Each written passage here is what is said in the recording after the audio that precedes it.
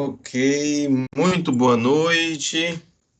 Louvado seja nosso Senhor Jesus Cristo. Para sempre ser louvado, sua Mãe Maria Santíssima. Amém, amém, amém. Vamos então começar hoje o nossa nona aula, né? Parece que foi ontem, mas já estamos no nosso nono encontro. E já estamos começando, digamos assim, a segunda fase, porque passamos dos dois primeiros dogmas, os dogmas mais antigos, os dogmas da igreja primitiva, que é a maternidade divina de Maria e a virgindade perpétua, que, como vimos, são dogmas que foram definidos pela igreja lá nos 5 primeiros séculos. É importante dizer isso porque os 5 primeiros séculos, os concílios, nós temos, para alguns, 5 concílios, para outros, 7 concílios, que são chamados os concílios da igreja primitiva, e que são anteriores a toda a divisão na igreja, anteriores ao cisma com os ortodoxos, anterior à reforma protestante, e que são fundamentos a reconhecer essas verdades de fé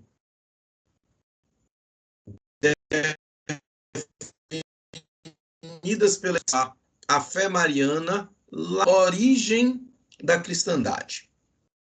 Hoje nós começamos a trilhar um segundo caminho. Vamos falar dos dois dogmas, entre aspas, mais modernos. O dogma da Imaculada Conceição e depois o dogma da Assunção. De pronto, quero dizer que o fato de serem dogmas mais modernos não quer dizer que a fé é recente. É preciso lembrar bem isso, certo? Quando a gente fala de um dogma mais moderno, estamos falando que a definição dogmática é mais recente. Mas a fé da igreja é tão antiga porque na igreja nada se inova. É sempre a mesma fé que é transmitida de geração em geração. O que pode acontecer em algum momento da história, a igreja se debruçar mais sobre um elemento ou outro, mas não criar algo novo.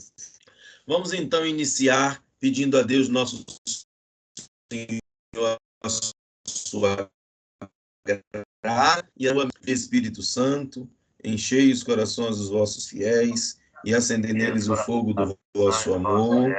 Enviai, Senhor, o vosso Espírito e tudo será criado, e assim renovareis a face da terra. Ó Deus, que instruíste os corações dos vossos fiéis com a luz do Espírito Santo, fazei que apreciemos retamente todas as coisas segundo o mesmo Espírito e nos alegremos sempre com sua consolação. Por Cristo Senhor nosso. Amém. Santa Maria, Mãe de Deus, rogai por nós. Em nome do Pai, do Filho e do Espírito Santo. Amém. Amém. Bom, vamos lá. Então, eu quero começar, e vocês estão vendo aí na tela, o texto da definição dogmática do dogma da Imaculada Conceição. Então, o que é o dogma da Imaculada Conceição? Não é? Quando nós dizemos Nossa Senhora da Conceição, a Imaculada Conceição, isto é um dogma de fé. O que é este dogma de fé? Não é? Exatamente o que é que nós cremos ao dizermos Maria é a Imaculada Conceição. Quem gostaria de elaborar isso? Não é? Quem gostaria de falar? O que é o dogma da Imaculada Conceição? Alguém? A Virgem Santíssima foi preservada de todo pecado, inclusive o pecado original, pelos méritos de Jesus Cristo. Perfeito. Isso deve ser a arca da nova aliança. Isso. Podemos dizer assim. Isso. Exatamente. Então, o dogma da Imaculada Conceição quer dizer que Maria foi preservada pelos méritos de Jesus Cristo de todo o pecado, inclusive do pecado original. Nela nunca houve mancha de pecado.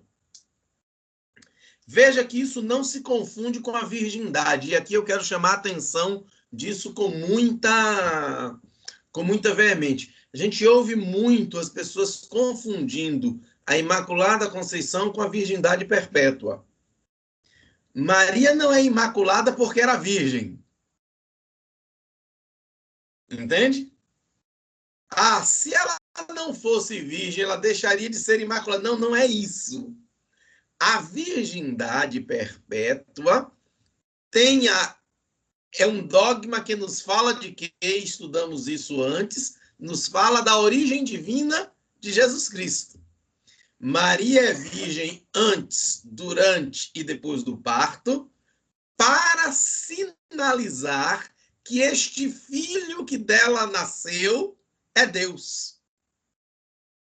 Que não se trata de um parto natural, que ele não é um homem como os outros, que ele é homem, porque é filho de Maria, mas também é Deus. Que este homem que nasce dela é homem-Deus.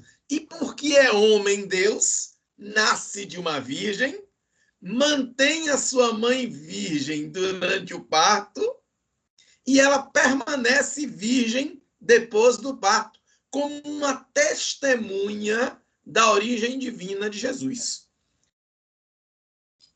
Aí alguém pode perguntar, mas não é isso que faz dela imaculada? Não. Porque, veja, a sexualidade humana não é um pecado em si. Isso é que precisa ter clareza. Os esposos casados que se amam e que vivem dentro do matrimônio a sua intimidade sexual não pecam. Não se trata de um pecado. Ao contrário, se trata de uma colaboração no plano criador de Deus. Agora, a Virgem Maria não conheceu a intimidade sexual com seu marido José para ser uma testemunha viva da origem divina de seu filho. Ponto.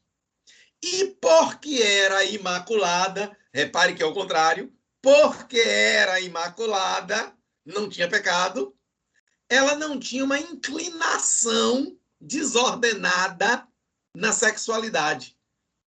Isto é, a luxúria,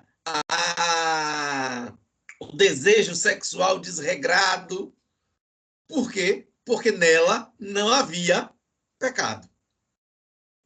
Então, a gente precisa não misturar as duas coisas. Porque se a gente disser que Nossa Senhora é imaculada porque era virgem, significa que o ato sexual em si é um mal, é um pecado. E ele não é. Em si, não. Ele pode ser um pecado se vivido contrário à lei de Deus. O meu falar pode ser pecado, o meu comer pode ser pecado, não é? Tudo em nós pode se tornar pecado se perde a dimensão da graça. Mas nenhum de nós vai dizer que comer é pecado. Mas comer em excesso é pecado, pecado da gula. Não é? Então, é preciso ter essa o dogma da Imaculada Conceição. Pois não? Alguém falou alguma coisa? Eu que falei. Por que o termo Conceição? Pronto. Eu vou falar disso. Termo Conceição.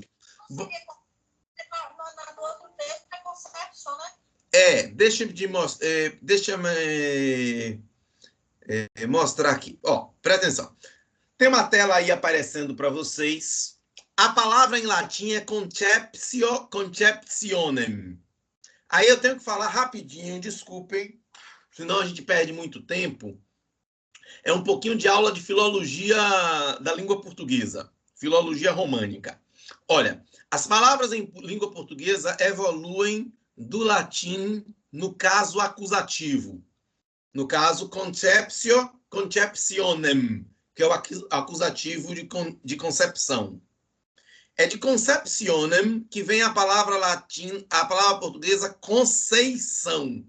Porque esse pezinho de conceptionem, no processo do latim para o português, ele vira aí.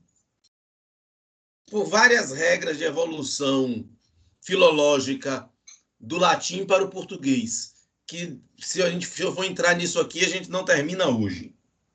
Então, a palavra original em língua portuguesa é conceição. Acontece que no século XVI, século XVI, século XV e século XVI, começa um movimento na Europa que é o Renascimento. E um dos valores do Renascimento é a busca pela cultura greco-romana. Então, há um interesse de buscar no campo da literatura palavras no latim clássico e no grego clássico.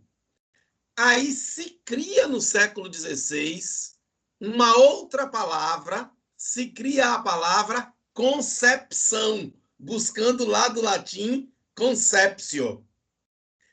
Esse uso concepção ficou, então, um uso erudito. Só que o povo já usava para falar da concepção de Maria a palavra mais antiga e tradicional na língua portuguesa, que era conceição. Então, as duas palavras conceição e concepção significam rigorosamente a mesma coisa. Eu poderia dizer Nossa Senhora da Concepção, ou poderia dizer a Imaculada Concepção de Maria. É a mesma coisa, certo?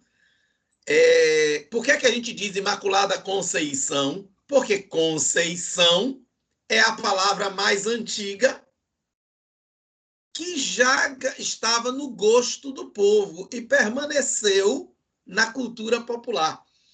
A gente tem outros exemplos. Por exemplo, no século XVI, se cria em língua portuguesa o superlativo absoluto sintético, os ismos, né? Felicíssimo, belíssimo, nigérrimo, tudo isso é criado no século XVI, recuperando o latim. Só que a língua portuguesa já tinha outra forma de fazer o superlativo, que era o mais bonito, o mais negro, o mais velho. E aí a língua portuguesa manteve agora as duas formas. Se eu quero falar o superlativo, eu posso dizer ela é a mais bonita ou ela é belíssima, não é? Ele é o mais negro ou ele é nigérrimo. Isso é um movimento do século XVI, um movimento literário no século XVI. É por isso que vai aparecer em português essa outra palavra, concepção. Mas quer dizer a mesma coisa, certo? Rigorosamente a mesma coisa. Mas, bom, obrigado, Sandra. Era bom realmente explicar isso. Uma coisa que realmente eu nunca entendi, o porquê, porque é nome, né? Porque a gente tem esse nome como nome próprio, né? Eu ficava sem entender entender o motivo pelo qual, né? Na verdade, é um problema linguístico, né? A palavra concepção é que é uma criação mais recente. A palavra conceição é uma criação, é uma evolução mais antiga. Você pode ver isso, por exemplo, no número 8. 8 em latim é octo. O-C-T-O. Octo. Ora, o C evoluiu para I em português e de octo virou 8. Mas quando eu quero falar octogésimo, eu vou buscar o radical latino. Octogésimo. Não é? Octogenário. Eu não digo oitogésimo ou oitogenário, porque eu busco o radical latino. Isso é um problema das regras de evolução do latim para o romance, do romance para o português. Bom, eu tenho aqui, apresentando para vocês, o texto da bula Inefabilis Deus, a bula do Papa Pio IX, de 8 de dezembro de 1854, e que define o dogma da Imaculada Conceição. Então, vimos que a maternidade divina de Maria e a virgindade perpétua foram definidos por concílios ecumênicos. Lembra disso? Foi dentro de concílios ecumênicos nos primeiros 5 séculos do cristianismo que esses dogmas foram definidos. A Imaculada Conceição não foi definida em um concílio, mas foi definida por uma bula papal. Foi o Papa, no caso, Pio IX, assumindo a sua autoridade de sucessor dos apóstolos, tendo ouvido os bispos, que define solenemente Maria como a Imaculada Conceição. Vejamos em que termos. A bula é mais longa, eu recortei aqui só o coração da bula, certo? Ele vai dizer assim, para a honra da santa e indivisível Trindade, para adorno e ornamento da Virgem Dei para, isto é, Mãe de Deus, né? Dei para é uma forma de dizer Mãe de Deus. É para que, propositadamente, o Papa aqui retoma os 2 dogmas anteriores. Ela é virgem e ela é mãe. Então, isso não é acidental, não é? Isso é para colocar o dogma da Imaculada Conceição na tradição dos 2 dogmas mais antigos. Para exaltação da fé católica e incremento da religião. E agora vem a fórmula. Com a autoridade de nosso Senhor Jesus Cristo, dos bem-aventurados apóstolos Pedro e Paulo, e nossa, quer dizer, nossa do Papa, declaramos, proclamamos e definimos. Agora vem, o que é a fé católica na Imaculada Conceição? Lembra que a gente, quando falou sobre dogma, diz, olha, a igreja define algumas verdades, e o que não está definido, o católico é livre para aderir ou não. O dogma é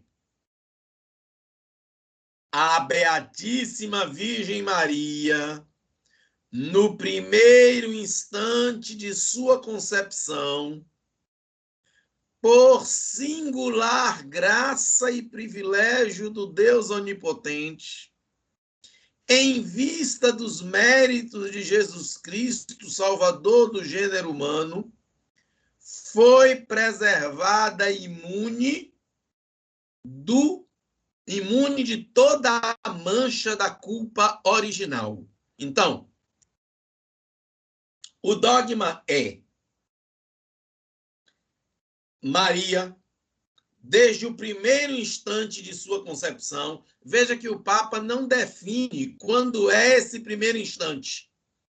Ele diz assim, desde quando Maria começa a existir, desde o primeiro instante de sua concepção, por singular graça e privilégio de Deus. Então, não se trata de algo ordinário, natural, de algo que é do ser humano, de graça que Deus concede a todos os fiéis. Não. Se trata de uma graça, um privilégio e uma graça singulares, concedidas por Deus Pai. Concedidas por Deus Pai, porque em vista dos méritos de Jesus Cristo. Veja, de onde vem a salvação? De onde vem a salvação?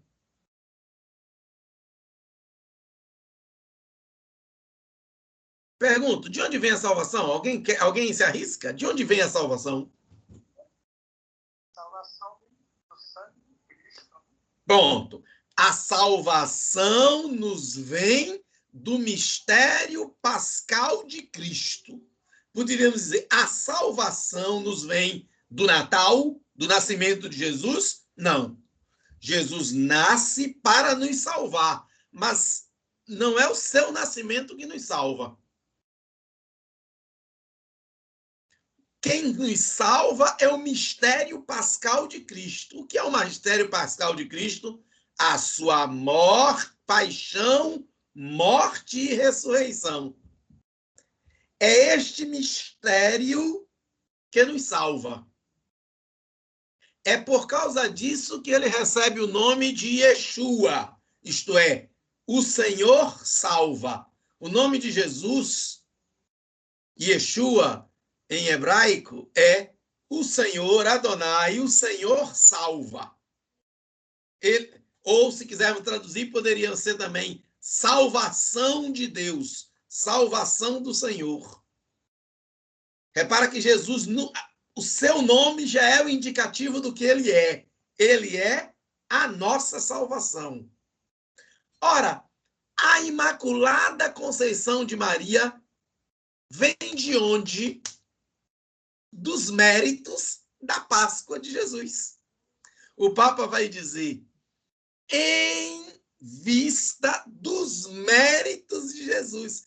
É porque Jesus nascerá dela e sofrerá paixão e morte de cruz e ressuscitará, e, portanto, nos alcançará a salvação que ela, inúmeros anos antes, é preservada do pecado. Aí você poderia me dizer, mas, Emanuel, como é que é essa loucura? Mas, irmão Tomás, como é que é essa loucura? Como é que Maria pode ser preservada do pecado por causa dos méritos da paixão, morte e ressurreição de Cristo, que vai acontecer inúmeros anos depois? Como é que uma coisa que vai acontecer depois gera um efeito antes? Porque a Imaculada Conceição é antes da Páscoa, não é? Jesus nem sonhava nascer, vamos dizer assim, não é? Se a gente quisesse botar no tempo, você sabe quantos anos é a Imaculada Conceição? Se Jesus morreu com 33 anos mesmo, certo? Que é o que a tradição diz, que ele morreu com cerca de 33 anos, não é? Tá bom, vamos botar 33 anos aí. Jesus foi concebido pela Virgem Maria quando ela tinha cerca de 13 ou 14 anos, porque esta era a idade em que as meninas em Israel casavam. As mulheres em Israel casavam a partir dos 12 anos. Na verdade, entrou na puberdade, estava na hora de casar. Então, Maria, que estava noiva de José, ela devia ser uma menina de 12, 13, no máximo 14 anos, não mais que isso. Porque uma menina de 15 anos já estava passada, já estava encalhada, né? Já tinha ficado para titia. Então, Maria tinha cerca de 13 anos. Podemos dizer assim, no máximo 14, não tinha mais que isso. Se ela tivesse 13 anos e Jesus morreu com 33, a Imaculada Conceição se deu 46 anos antes da Páscoa. Correto? É uma conta simples. É uma conta simples. Como é que alguma coisa que aconteceu 46 anos depois provoca resultado 46 anos antes? Porque aí a gente tem que lembrar de uma coisa. O tempo é uma contingência da condição humana, da nossa existência humana. Em Deus não há tempo. Deus não foi ontem, não é hoje, não vai ser amanhã. Deus simplesmente é. É por isso que o salmista diz: um dia para vós é como 1000 anos para vós é como um dia. O que o salmista está querendo dizer é: não existe tempo para Deus. Deus simplesmente é. Não existe ontem e não existe amanhã em Deus. Existe simplesmente hoje, porque Deus simplesmente é. Quando a gente fala de tempo, estamos falando de nossa condição humana. Aí fica mais claro para você entender a fé da igreja, que diz que em toda missa há uma... em toda missa nós rememoramos o sacrifício pascal de Cristo. Como assim? Mas não já houve lá 2000 anos atrás? Houve. Mas em Deus não existe ontem e não existe amanhã. Em Deus só há hoje. Porque em Deus nada se perde. Não há tempo. O tempo é uma contingência nossa. Então, quando o Papa diz aqui, em vista dos méritos de Jesus Cristo, ele está dizendo que a Imaculada Conceição de Maria é o primeiro fruto da Páscoa. A Imaculada Conceição de Maria é o primeiro fruto do mistério pascal. Maria é, portanto, a primeira redimida. Maria é a primeira salva. Por quê? Porque é por causa dos méritos de Jesus que ela é preservada do pecado. Bom, e aí o dogma continua. Por singular graça e privilégio de Deus onipotente, em vista dos méritos de Jesus Cristo, Salvador do gênero humano, foi preservada e imune de toda a mancha da culpa original. Essa fé é revelada por Deus e por isso deve ser crida firme e constantemente por todos os fiéis. Portanto, se houver quem presuma que Deus não permita pensar diferente do que por nós foi definido, tais tomem conhecimento e saibam que, condenados por seu próprio juízo, naufragaram na fé e estão separados da unidade da igreja e ainda incorreram automaticamente nas penas estabelecidas pela lei, se atreverem a manifestar oralmente, por escrito ou de qualquer outro modo externo, o que pensam são. Este é o dogma da Imaculada Conceição. Ora, vamos ver agora em que se fundamenta este dogma na Sagrada Escritura. Nosso próximo encontro, vamos ver a evolução desse dogma na história da fé. Bom, encontramos na Sagrada Escritura textos que nos digam que Maria é imaculada? A resposta é sim e não. Não se nós queremos encontrar um texto dizendo assim, Maria é imaculada. Se é esse texto que você está procurando, você não vai encontrar. Agora, Se você observar com atenção a Sagrada Escritura, verá que inúmeros textos apontam para a condição singular desta menina de 13 anos que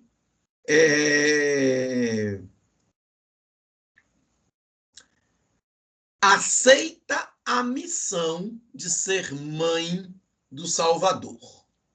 Vejamos.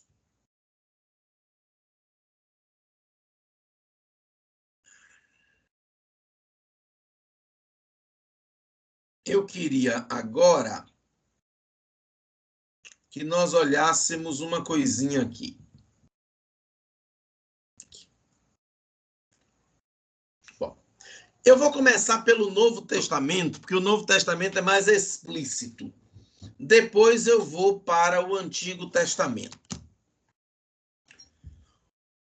Há dois textos que são fundamentais para falarmos de Maria Imaculada. O primeiro, e talvez o mais fundamental, é Lucas 1, 28. E o que é que diz Lucas 1, 28? Alguém tem a Bíblia aberta aí e quer ler? E entrando o anjo onde ela estava, disse: Salve, agraciada, o Senhor é contigo. Bendita és tu entre as mulheres. Perfeito. Alguém tem outra versão aí da Bíblia? Outra tradução e quer ler? O anjo entrou onde ela estava e disse: Alegra-te, cheia de graça, o Senhor está contigo. Ponto. Lucas 1, 28. Repara, o que é que se dá nessa cena? Nessa cena nós temos o anjo que entra onde ela estava. Veja que a Escritura não diz onde é que ela estava. A iconografia representa sempre Maria numa casa, mas a Escritura não diz. A Escritura diz entrou onde ela estava. E diz, alegra-te. O texto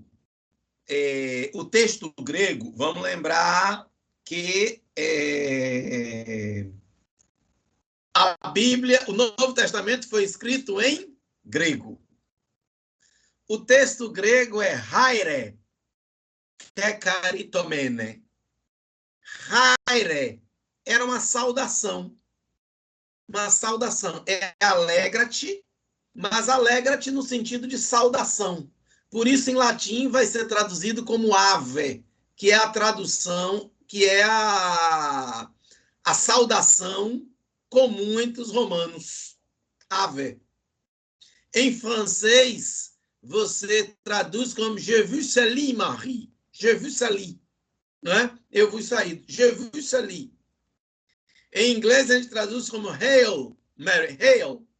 É como se você dissesse assim, ó, oi. Em português, a nossa tradição foi guardar a palavra latina, ave. Mas não é como se esse ave fosse uma palavra especial. Era a saudação comum no mundo grego, era dizer haire, né? Haire kekaritomene. Aqui tem uma coisa fundamental.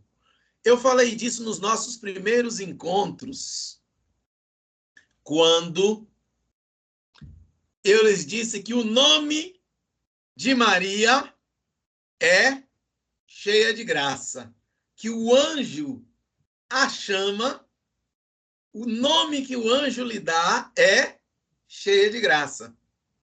Quando eu lembrei para vocês que, embora nós rezemos todos os dias, Ave Maria, cheia de graça, o Senhor é convosco, no texto bíblico, a saudação do anjo não é Ave Maria, cheia de graça. A saudação do anjo é Ave, cheia de graça. Cheia de graça é o nome que o anjo dá. E veja que dar um nome no Antigo Testamento, na cultura hebraica e na literatura bíblica, dar um nome era indicar uma missão. Era falar da essência do sujeito. Quando Deus resolve fazer de Abraão o nosso pai na fé, o que é que ele faz? Muda o nome. Você não será mais Abrão, mas agora será Abraão, pai de uma multidão de povos. Quando Jesus chama os apóstolos, ele vai dizer a Simão: teu nome é Pedro, porque tu és pedra. Isto é, olha, dar um nome significa caracterizar a pessoa em uma missão divina. Isso vai acontecer ao longo de todo o Antigo Testamento. Nós vamos encontrar entre os profetas como Deus vai dizer, olha, dê o nome tal. E o nome é sempre uma missão. E mesmo no Novo Testamento, o anjo vai dizer, mais abaixo, aqui em...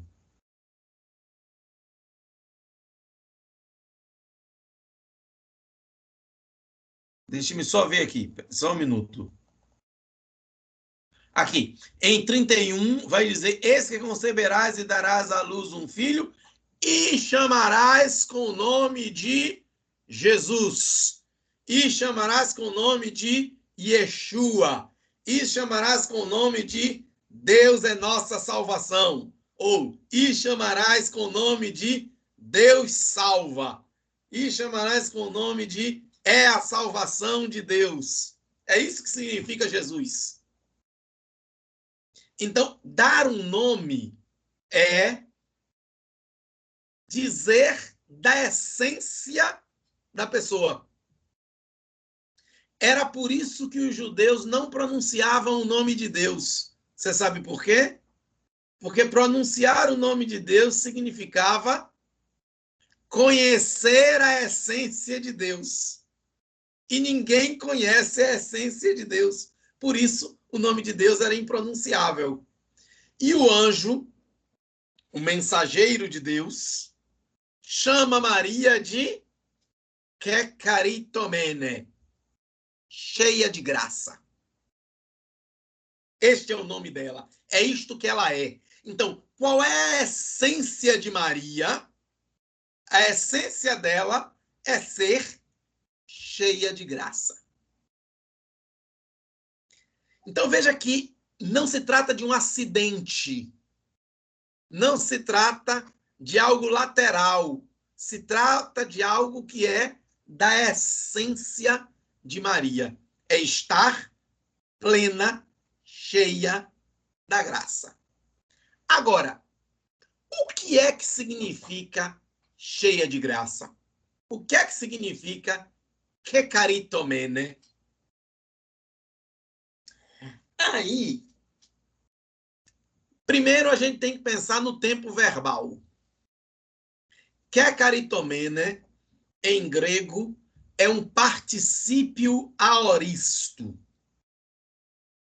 Esse tempo aoristo não existe em língua portuguesa. Certo? Ele não existe em língua portuguesa.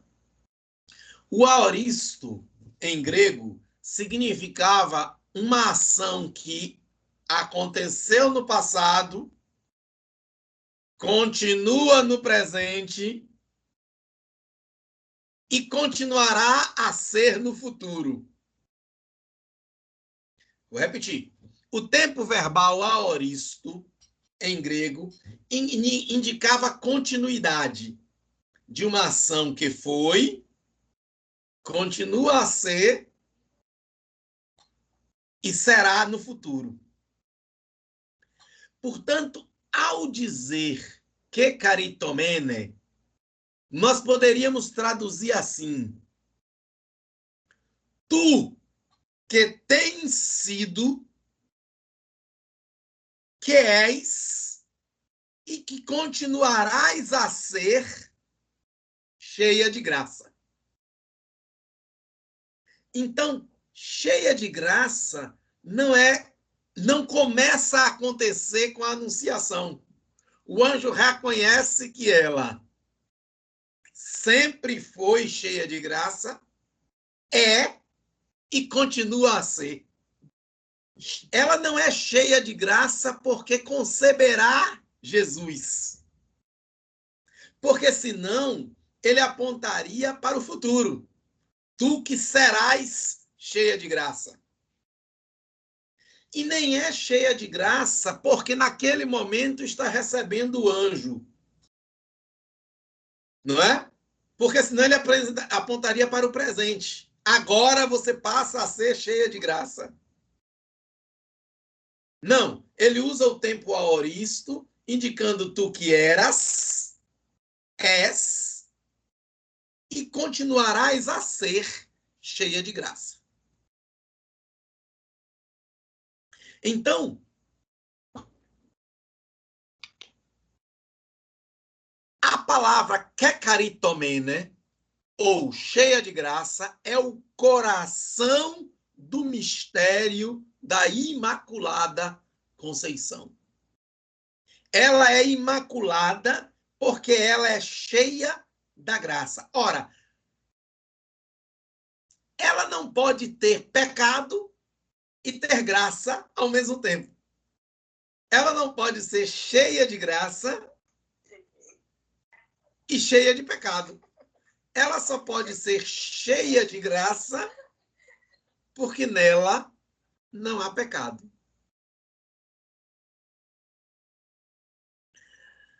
Um outro aspecto importante para pensar é que na raiz da palavra kekaritomene está a palavra charis, ou caris, que vai dar em português a palavra caridade. Vai dar caritas. E vai dar graça. Não é? Vai dar graça em português, melhor dizendo, perdão. E não caridade. Graça. Charis. Bom, essa palavra vai aparecer no Novo Testamento, nesse texto de São Lucas e no texto da carta de São Paulo aos Efésios. Efésios 1, 6. Quem tiver com a Bíblia aberta aí em Efésios 1, 6, dê uma lidinha para a gente.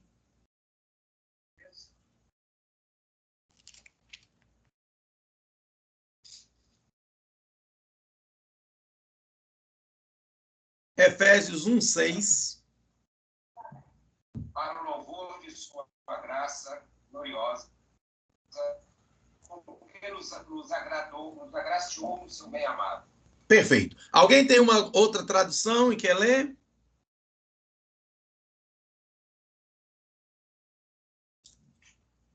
Para louvor e glória de sua graça, pelo qual nos fez agradáveis a si no amado. Isso. Então, veja. Em Efésios 5, ele começa a ler. Ele nos predestinou para sermos seus filhos adotivos por Jesus Cristo, conforme o beneplácito da sua vontade, para louvor e glória da sua graça. Para louvor e glória de quem? E quem é a graça? É o próprio Deus. A graça é ele mesmo. Portanto, kekaritomene, cheia de graça, poderíamos dizer cheia de Deus. A graça é a própria expressão da divindade. É a própria expressão da presença de Deus. É importante entender isso, porque quando a gente entende o que significa cheia de graça, a gente entende que não significa abençoada, feliz, protegida por Deus. Não, é algo muito mais denso e muito mais profundo. É algo muito mais denso e muito mais profundo. E até tem que ser, porque o preparativo que Deus fez para a vinda de Jesus, que é desde lá o começo, ele só poderia preparar uma coisa muito especial para que ele viesse, né? Através do qual ele viesse, né? Exatamente. Então, é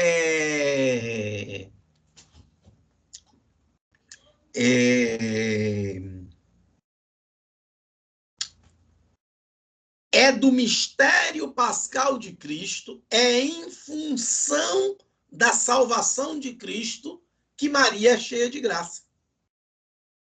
É para ser mãe dele e é porque ele nos salva.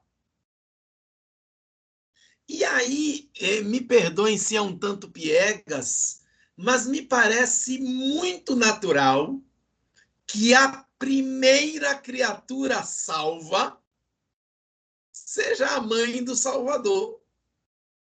Isto é, que Deus que se torna homem e assume tudo em nós, menos o pecado, assume também algo que é muito sublime em nós, que é o amor pelos pais, que é o amor pela mãe. E o fruto primeiro da salvação é a salvação de Maria. Isso faz a gente dizer que Maria é redimida e imaculada. Ela é redimida sem ter pecado. Por quê? Porque a sua condição de imaculada é o primeiro fruto da redenção. Ela, portanto, é redimida como todos nós, porque é redimida pelo mistério pascal de Cristo. Mas redimida de um modo singularíssimo, porque é redimida num momento inicial de sua existência. É ali, quando ela começa a existir, que Deus, pelos méritos de Jesus Cristo, preserva-a de todo o pecado. Em Lucas 1,42, que é a cena com Isabel, Isabel vai dizer, cheia do Espírito Santo. Vamos ver. Repara que em 1,41 começa. Ora, quando Isabel ouviu a saudação de Maria, a criança estremeceu no ventre e Isabel ficou repleta do Espírito Santo. Então, quem fala na saudação do anjo, quem fala é Deus pela boca do anjo. Quem fala na cena de Isabel é Deus, é o Espírito Santo pela boca de Isabel. Isabel ficou cheia do Espírito Santo. E com grande grito exclamou: Bendita és tu entre as mulheres, e bendito é o fruto do teu ventre. Bendito era uma das palavras que os hebreus aplicavam para não pronunciar o nome de Deus. Para não pronunciar o nome do Altíssimo, eles usavam expressões. A mais comum era Adonai, o Senhor. Mas eles usavam outras expressões também, como o Altíssimo, o Bendito. E Isabel, falando com o Espírito Santo, ou se quisermos, o Espírito Santo pela boca de Isabel, chama quem de bendito? Jesus e Maria. Isto é, reconhece no menino, bendito é o fruto do teu ventre, e nela, bendita entre as mulheres, essa condição de singularidade. Tudo isso aponta para um elemento inicial, que o tempo não está me ajudando hoje, mas já são 8h50, mas eu queria voltar com vocês para Gênesis 3:15.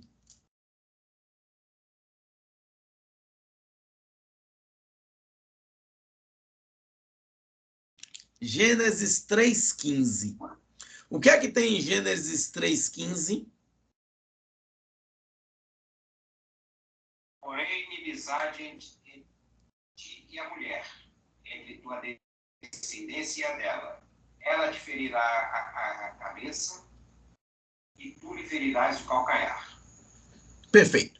Esse trecho de Gênesis 3:15 nós chamamos de proto-evangelho. Ou, se quisermos dizer, um anúncio antecipado do evangelho.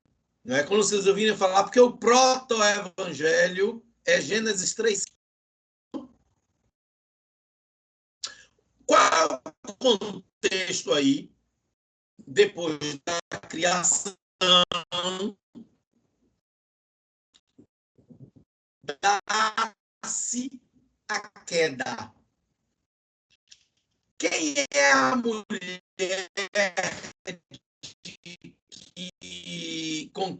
de quem Gênesis trata aí? A mulher, aí é Eva. Aí é Eva, exatamente. Que é Maria, a virgem obediente. Eva é a imaculada, que se macula. Maria é tornada imaculada pelos méritos da salvação. Então, no proto-evangelho, porém, hostilidade entre ti e a mulher. Isto é, entre o mal e a mulher, isto é, Eva / Maria, haverá uma hostilidade. Isto é, não há amizade entre a mulher e o mal.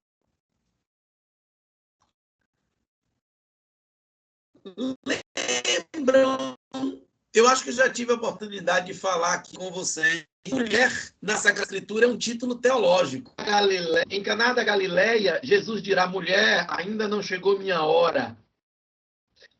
Porque Maria é a mulher.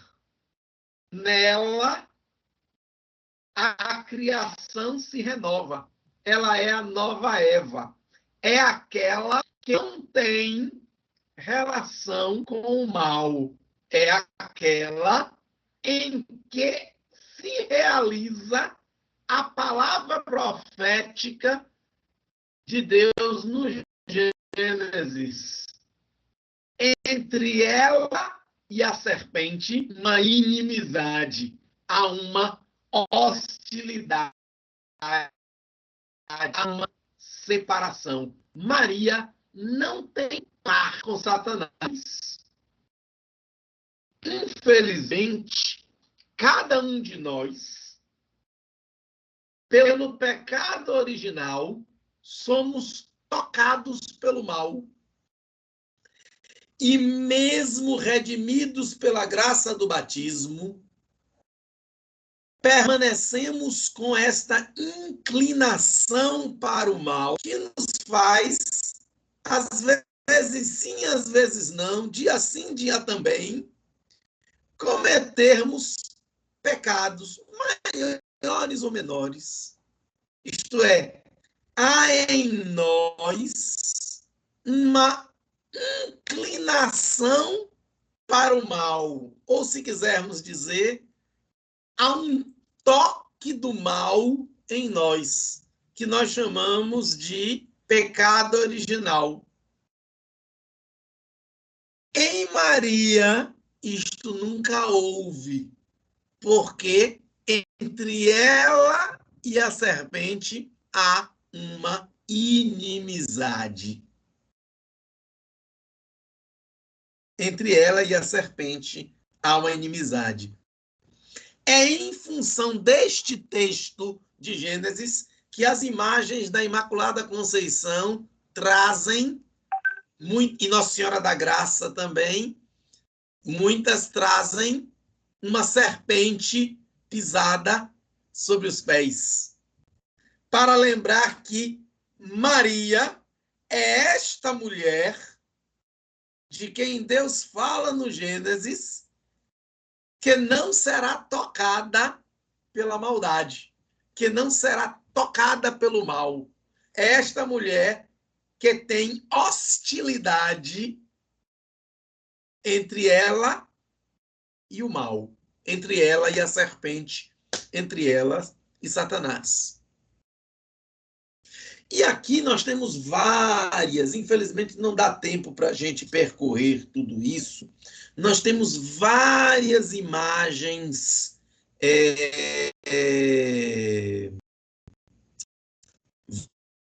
várias imagens do Antigo Testamento que a tradição católica vê a Virgem Maria. Rapidamente passar por algumas. Eu queria ver aqui Êxodo 3, 2, 3, Êxodo 3, 2, 3. O anjo do Senhor lhe apareceu numa chama de fogo no meio de uma sarça. Moisés olhou e eis que a sarça ardia no fogo e a sarça não se consumia. Moisés disse: darei a volta e verei este fenômeno estranho. Verei porque a sarça não se consome. A sarça que não se consome é a imagem de Maria, que está cheia de Deus, mas não se consome. Veja que no Antigo Testamento,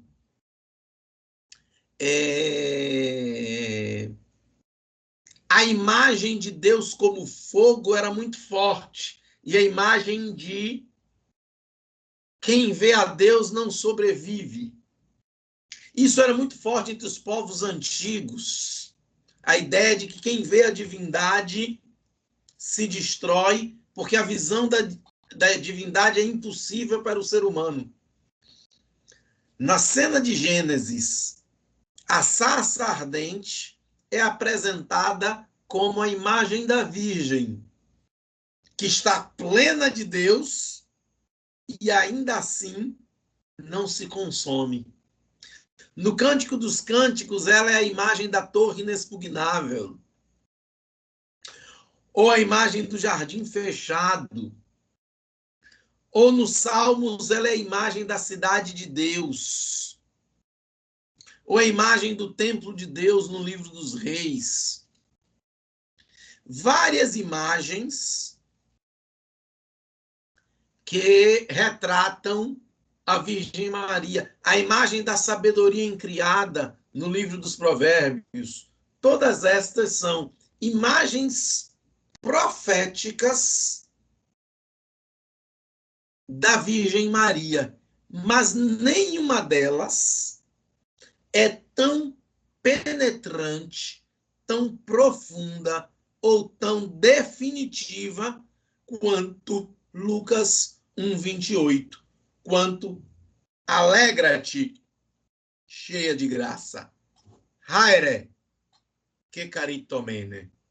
Por isso a tradição da igreja, desde muito cedo, encontrou nesta saudação uma oração muito querida para o povo de Deus, para que possamos repetir inúmeras vezes esta saudação angelical a Maria e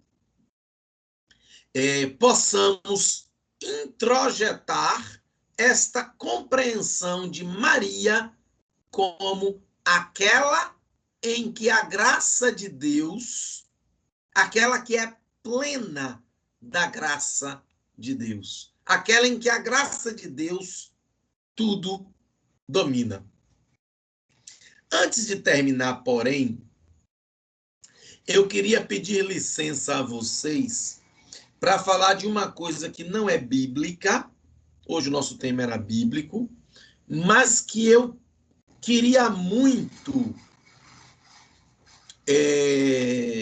chamar a atenção, que é esta oração, esta jaculatória, muito conhecida dos fiéis cristãos, não é? Dos cristãos católicos. Ó Maria concebida sem pecado, rogai por nós que recorremos a vós. Esta jaculatória foi introduzida a partir da aparição de Nossa Senhora a Santa Catarina Labouré, na Rue du Bac, na aparição de 27 de novembro de 1830. Nessa aparição, Nossa Senhora dirá a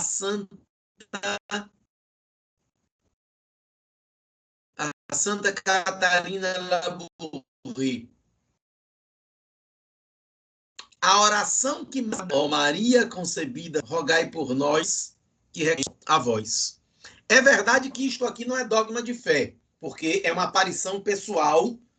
Nós não somos obrigados a aderir a uma aparição pessoal. Mas observem, em que ano nós estamos aqui? 1830. Nós estamos, portanto, 24 anos antes do dogma da Imaculada Conceição. 24 anos antes que o Papa definisse a Imaculada Conceição como um dogma de fé, Santa Catarina Labouré dizer: a Virgem me apareceu e disse: esta é a oração que mais me agrada. Ó Maria concebida sem pecado, rogai por nós que recorremos a vós. Ó Marie conçue sans péché, priez pour nous qui avons recouru à vous.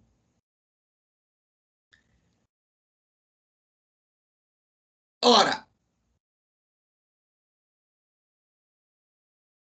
4 anos depois do dogma da Imaculada Conceição, a Virgem Maria aparece novamente na França, novamente é uma moça, novamente se apresenta como: eu sou a Imaculada Conceição, que sou Imaculada Concepción. Esta é a aparição de Nossa Senhora em Lourdes. Ora, o dogma da Imaculada Conceição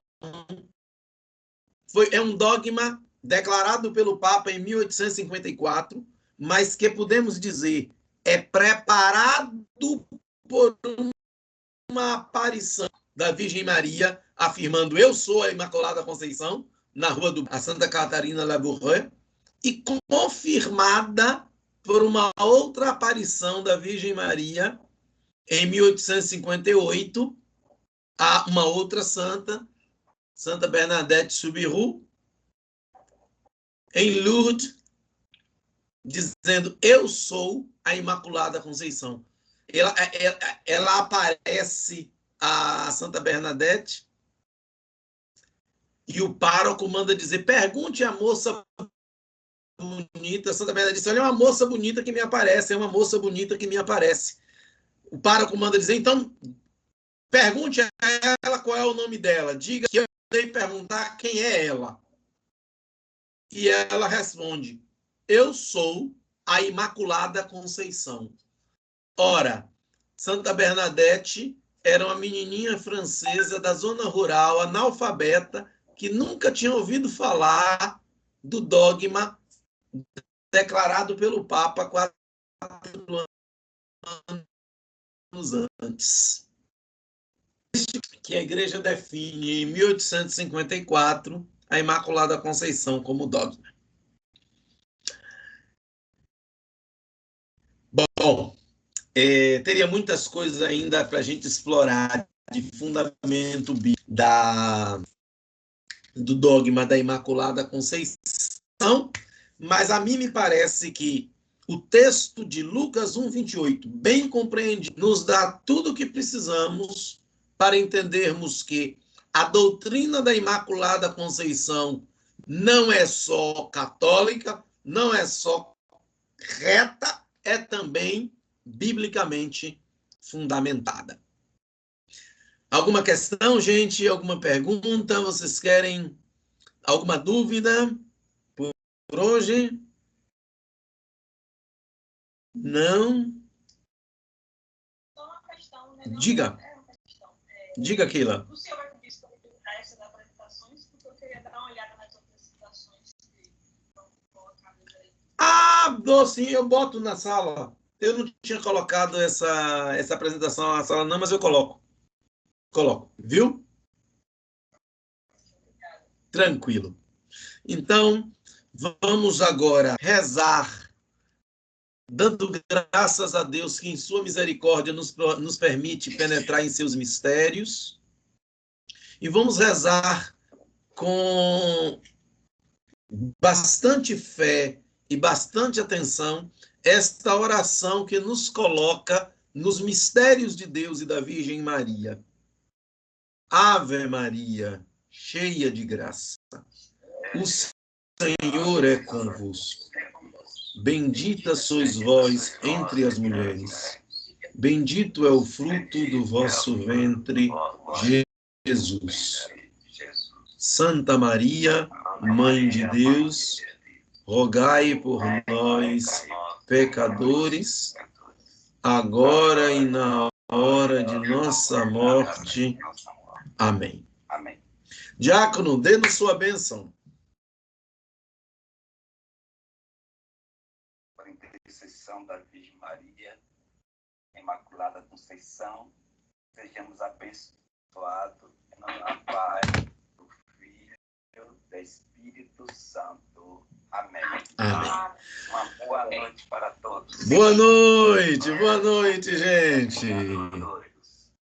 Boa semana. Boa, até para a semana.